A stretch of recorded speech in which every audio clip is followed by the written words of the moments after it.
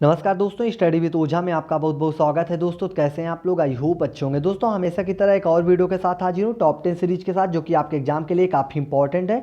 तो चलते हैं, देखते हैं कि आप लोगों की यूपीएसआई की तैयारी कैसे चल रही है और आप लोग टॉप 10 क्वेश्चनों में से कितने क्वेश्चन का आंसर कर पाते हैं। इसी के साथ दोस्तों, अगर आप लोग मूल विधि या फिर संविधान या फिर हिंदी का टेस्ट देना चाहते हैं तो हमारे प्ले में जाकर आप लोग टेस्ट दे सकते हैं। और दोस्तों वीडियो के लास्ट में अपना स्कोर जरूर बताइएगा कि आज का स्कोर आपका क्या रहा। तो चलते हैं, देखते हैं आज का पहला क्वेश्चन क्या है। पहला क्वेश्चन है, गंगा नदी निम्नलिखित में से किस राज्य से होकर नहीं बहती है? तो जल्दी से इस क्वेश्चन का राइट आंसर बताइए। आप लोगों के पास 5 सेकंड का टाइम है और ज़्यादा टाइम चाहिए तो वीडियो को पॉज कर सकते हैं, ठीक है। तो जल्दी से बताइए दोस्तों, क्वेश्चन नंबर 1 का राइट आंसर क्या होगा। तो दोस्तों बात कर लेते हैं दोस्तों गंगा नदी के बारे में, जो कि ये भारत की सबसे लंबी नदी है और भारत और बांग्लादेश में कुल मिलाकर 2525 किलोमीटर तय करती है, ठीक है। याद रखना कितनी दूरी तय करती है, तो 2525 किलोमीटर भारत और बांग्लादेश मिलाकर, ठीक है। तो चलते हैं, इस क्वेश्चन का राइट आंसर देख लेते हैं। इसका राइट आंसर जाता है ऑप्शन नंबर सी, यानी कि अरुणाचल प्रदेश से ये होकर नहीं बहती है, ठीक है। और इसी के साथ दोस्तों आप लोग याद रखना कि बांग्लादेश में इसे पद्मा नाम से जाना जाता है, ठीक है। किस नाम से? पद्मा नाम से। चलते हैं अगले क्वेश्चन की ओर। क्वेश्चन नंबर 2 देख लेते हैं। क्वेश्चन नंबर 2 है, संघ लोक सेवा आयोग के अध्यक्ष कौन है? तो जल्दी से इस क्वेश्चन का राइट आंसर बताइए क्या होगा। यूनियन पब्लिक सर्विस कमीशन, यानी कि यूपीएससी के अध्यक्ष के बारे में पूछ रखा है, तो कौन है? तो बात कर लेते हैं दोस्तों इसकी स्थापना कब हुई। तो ये स्थापना याद रखना 1 अक्टूबर 1926 को हुई थी, ठीक है। स्थापना वर्ष भी याद रखना। और इसके इस समय जो कि अध्यक्ष कौन है, तो Pradeep Kumar Joshi. Option number D इसका करेक्ट आंसर होगा। चलते हैं अगले क्वेश्चन को, क्वेश्चन नंबर 3 देख लेते हैं। वह अधिकतम अवधि जब तक कि कोई केंद्रीय मंत्री संसद के किसी सदन का सदस्य न होते हुए भी पद पर बना रह सकता है, तो कितने दिन तक बना रह सकता है? जल्दी से इस क्वेश्चन का राइट आंसर बताइए दोस्तों, क्वेश्चन नंबर 3 का। और इसका राइट आंसर जाता है ऑप्शन नंबर सी, जो कि 6 माह तक। आर्टिकल 75 में यह प्रावधान है कि कोई व्यक्ति बिना किसी सदन का सदस्य होते हुए 6 माह तक मंत्री का पद धारण कर सकता है, ठीक है। इसके बाद वो किसी न किसी लोकसभा या फिर राज्यसभा का सदन का सदस्य उसे होना जरूरी है, ठीक है। चलते हैं अगले क्वेश्चन को, क्वेश्चन नंबर 4 देख लेते हैं। क्वेश्चन नंबर 4 है, मानव अधिकार संरक्षण अधिनियम के तहत राष्ट्रीय मानवाधिकार कमीशन भारत में किस वर्ष स्थापित किया गया? तो जल्दी से इस क्वेश्चन का राइट आंसर बताइए दोस्तों, स्थापना वर्ष कब हुआ है। भारत का राष्ट्रीय मानवाधिकार यानी कि NHRC, ठीक है, नेशनल ह्यूमन राइट कमीशन। तो बात कर ले दोस्तों कि इसकी स्थापना वर्ष कब हुई थी। तो इसका राइट आंसर जाता है ऑप्शन नंबर ए, यानी कि 1993 में इसका स्थापना हुआ था। और मुख्यालय इसी के साथ याद रखना, हेडक्वार्टर कहाँ पे है, तो नई दिल्ली में। नई दिल्ली में इसका हेडक्वार्टर भी है। चलते हैं अगले क्वेश्चन को, और क्वेश्चन नंबर 5 देख लेते हैं। क्वेश्चन नंबर 5 है, भारतीय संविधान का कौन सा अनुच्छेद संसद को किसी राज्य के क्षेत्र सीमा एवं नाम में परिवर्तन करने के शक्ति प्रदान करता है? तो जल्दी से इस क्वेश्चन का राइट आंसर बताइए। क्वेश्चन नंबर 5 का काफ़ी इंपॉर्टेंट क्वेश्चन है, ये कई बार एग्जाम में पूछा गया है, तो याद रखना इस क्वेश्चन का राइट आंसर क्या होगा।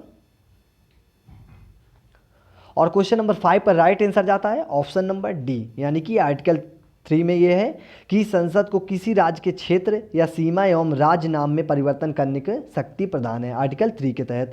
और इसी के साथ दोस्तों आर्टिकल 1 भी याद रखना। आर्टिकल 1 में क्या है? आर्टिकल 1 के तहत भारत को राज्यों का संघ कहा गया है, ठीक है। अक्सर आपके एग्जाम में पूछ लेता है कि भारत को राज्यों का संघ किस आर्टिकल के तहत कहा गया है, तो आर्टिकल 1 के तहत। चलते हैं अगले क्वेश्चन को, क्वेश्चन नंबर 6 देख लेते हैं। क्वेश्चन नंबर 6 है, इनमें से कौन विधान परिषद की शक्ति के विषय में सही है? तो चलते देख लेते दोस्तों, विधान परिषद के बारे में पूछ रखा है।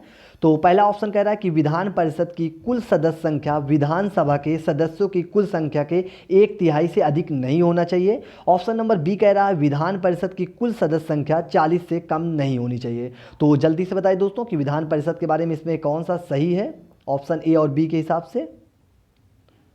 तो दोस्तों इसका राइट आंसर जाता है, क्वेश्चन नंबर 6 का राइट आंसर है ऑप्शन नंबर बी, यानी कि ए और बी दोनों सही है। दोस्तों विधान परिषद की कुल सदस्य संख्या विधानसभा के सदस्यों के कुल संख्या के 1/3 से ज़्यादा नहीं हो सकता है, ठीक है। और इसी के साथ दोस्तों याद रखना कि विधान परिषद के कुल सदस्य जो कि 40 से कम भी नहीं होना चाहिए, ठीक है। ये दोनों वाक्य जो कि सही है विधान परिषद के बारे में। ऑप्शन नंबर बी इसका करेक्ट आंसर होगा। चलते हैं अगले क्वेश्चन की ओर, क्वेश्चन नंबर 7 देख लेते हैं। क्वेश्चन नंबर 7 है, भारत के संविधान की मूल हस्तलिखित प्रति कहाँ रखी गई है? तो जल्दी से बताइए दोस्तों, जो भारत का संविधान है उसे हाथों के द्वारा लिखा गया है, ठीक है, तो उसे कहाँ, उसकी प्रति जो है कहाँ रखी गई है? जल्दी से इस क्वेश्चन का राइट आंसर बताइए, क्या होगा क्वेश्चन नंबर 7 का। और इसका राइट आंसर जाता है दोस्तों, इसका जल्दी से बताइए दोस्तों, ऑप्शन नंबर सी, यानी कि संसद की लाइब्रेरी में। भारत के संविधान के मूल हस्तलिखित जो प्रति है वो संसद भवन की लाइब्रेरी में रखी गई है, ठीक है। इसी के साथ दोस्तों याद रखना कि भारत के संविधान की 2 प्रतियां लिखी गई थी हाथों से, कौन कौन थी? एक अंग्रेजी भाषा में लिखी गई थी और एक किस भाषा में लिखी गई थी? हिंदी भाषा में, ठीक है। और इन किसने लिखा था ये भी इंपॉर्टेंट है, तो याद रखना किसने लिखा है, तो भाई प्रेम बिहारी नारायण द्वारा, ठीक है। याद रखना कई बार एग्जाम में पूछा गया है किनके द्वारा संविधान को लिखा गया था, तो दोनों भाषाओं में किसने लिखा है? तो प्रेम बिहारी नारायण द्वारा लिखा गया है। चलते हैं अगले क्वेश्चन की ओर, काफ़ी इंपॉर्टेंट क्वेश्चन है ये। चलते हैं क्वेश्चन नंबर 8 की ओर।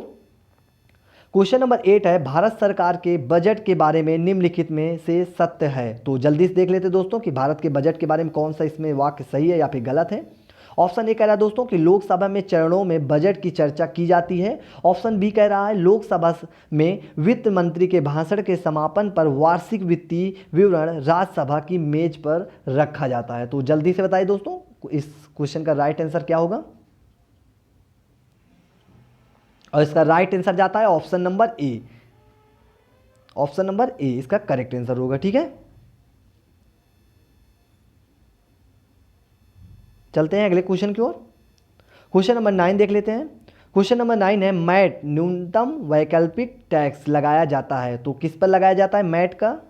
यानी कि MAT, न्यूनतम वैकल्पिक टैक्स किस पे लगाया जाता है? जल्दी से इस क्वेश्चन का राइट आंसर बताइए, क्वेश्चन नंबर 9 का। और इसका राइट आंसर जाता है ऑप्शन नंबर ए, यानी कि शून्य कर पर कंपनियों पर लगाया जाता है, ठीक है। याद रखना काफ़ी इंपॉर्टेंट है। और इसका प्रावधान कब किया गया था? तो सन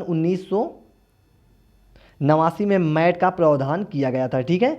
चलते हैं अगले क्वेश्चन की ओर। क्वेश्चन नंबर 10 देख लेते हैं, जो कि आज का लास्ट क्वेश्चन होगा। और इसी के बाद दोस्तों आप लोग जल्दी से हमें का अपना स्कोर बताइएगा।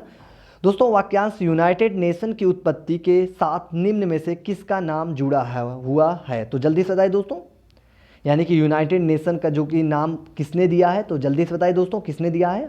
4 ऑप्शन है, जल्दी देख लीजिए। और इसी के बाद अपना स्कोर बताइए कि आप लोगों के टॉप 10 में से कितना स्कोर है आज का।